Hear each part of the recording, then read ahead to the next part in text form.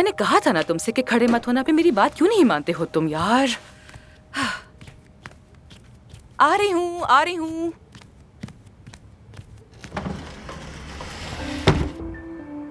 Hello, Aamir से मिलने आई थी, सोचा तुम्हारी खैरियत भी पूछ लूं। शुक्रिया। कैसी हो, कोई चोट तो नहीं लगी?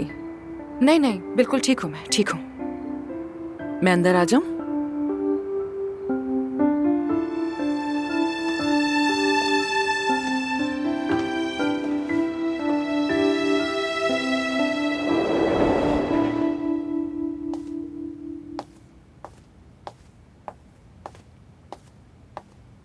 बहुत शुक्रिया बेटा।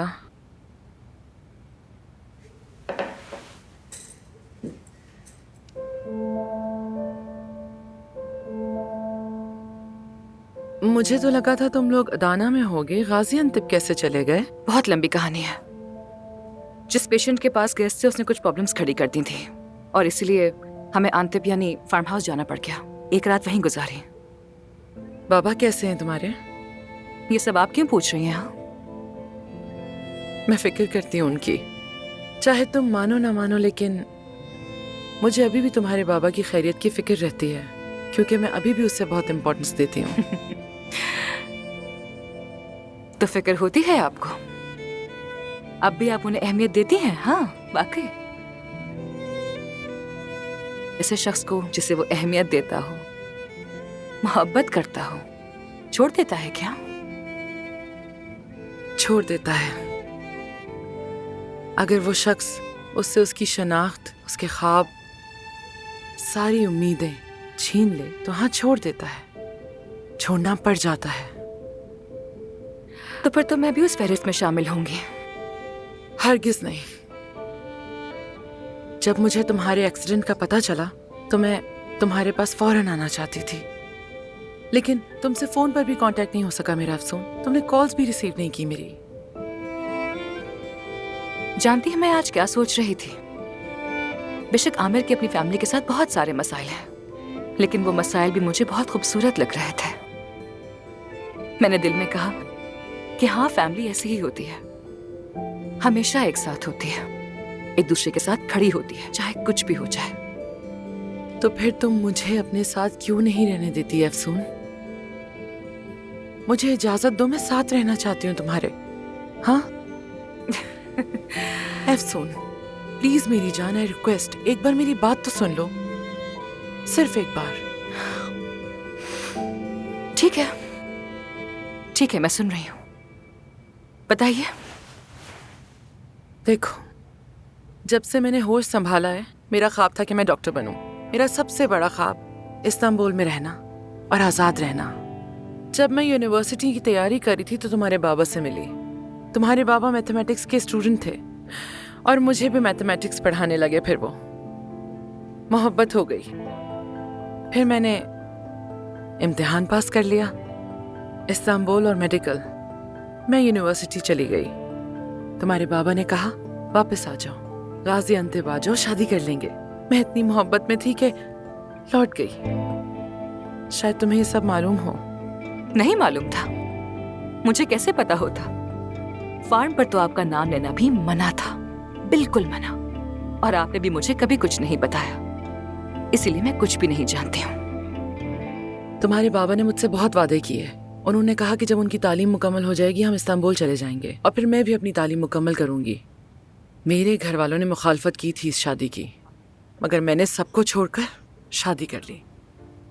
वक्त गुजरता गया और तुम्हारे बाबा के ख्यालात भी बदलने लगे। वो इस्तांबुल नहीं जाना चाहते थे। कहने लगे कि मैं मैथ्स का टीचर हूँ और अगर तुम डॉक्टर बन गई तो मुझे छोड़ ही दोगी। नहीं, मुझे यकीन नहीं आ रहा। मेरे बाबा ऐसा कुछ नहीं कह सकते। वो आपको पढ़ाई से नहीं रोक सकते थे। नहीं, मुझे यकीन नहीं आ रहा बिल्कुल भी। काश मैं तुम्हें यकीन दिला सकती इन सारी बातों का, लेकिन मुझे तुमसे झूठ बोल के क्या मिलेगा? कुछ अरसे बाद तुम पैदा हुई, फिर मेरी जिंदगी के सबसे खूबसूरत साल शुरू हुए। तुम्हारी मौजूदगी मेरे ख्वाबों के रास्ते में कभी भी रुकावट नहीं बनी। मैंने सोचा था जब तुम बड़ी हो जाओगी थोड़ी तो हम वापस इस्तांबुल चले जाएंगे, मगर तुम्हारे बाबा नहीं माने। वो नहीं चाहते थे कि मैं अपनी पढ़ाई मुकम्मल करूं। वो अपना गांव और अपनी जमीन कभी नहीं छोड़ना चाहते थे और चाहते थे कि हमेशा मैं भी उन्हीं की पसंद की जिंदगी गुजारूं। तुम चाहो तो उनसे पूछ सकती हो बेटा।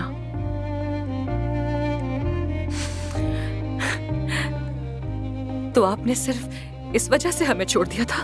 हमारे दरमियान फासला बढ़ने लगा था और जैसे जैसे फासला बढ़ा वो अल्कोहलिक होने लगा, ज्यादा और ज्यादा। फिर यूनिवर्सिटी की तरफ से माफी मिली। शायद ये मेरा आखिरी मौका था बेटा और मैं उसे गंवाना नहीं चाहती थी। हर हफ्ते मिलने आती थी तुमसे अफसून में, हर हफ्ते, याद है तुम्हें? फिर तुम मुझसे दूर होती गई। फिर मैं तुम्हें इस्तांबुल अपने साथ ले आई, मगर तुम रुकी नहीं, दूर हो गई मुझसे। ठीक है, ठीक है। कहानी का बाकी हिस्सा मुझे मालूम है, याद है। हाँ ठीक है, मानती हूँ मैंने अपने ख्वाब कभी नहीं छोड़े, लेकिन मैंने तुम्हें भी कभी नहीं छोड़ा था मेरी जान। मैंने तुम्हें कभी नहीं छोड़ा। मैं हमेशा तुम्हारे आसपास रही, तुम्हें देखती रही, तुम्हारा पीछा भी किया। औलाद हो मेरी और मैंने हमेशा तुमसे प्यार किया। बेटा तुम जान हो मेरी अफसून। हाँ मानती हूँ कि मैं तुम्हारी वो माँ नहीं बन सकी जैसी तुम चाहती थी कि बनूं। हो गई गलती, माफ कर दो मुझे। I am sorry. काश मैं वो वक्त वापस ला सकती तो शायद आज तुम मुझसे इतनी बदगुमान ना होती मेरी बेटी। काश के ऐसा ही होता। शायद हमने उतना वक्त साथ नहीं गुजारा जितना गुजारना चाहिए था, लेकिन जो वक्त भी साथ गुजरा वो बहुत खूबसूरत था अफसून। हम माँ बेटी ने बहुत अच्छा वक्त गुजारा। मेरी तुमसे सिर्फ एक इल्तिजा है बेटा कि तुम उन लम्हों को हमेशा याद रखना। याद रखोगी ना?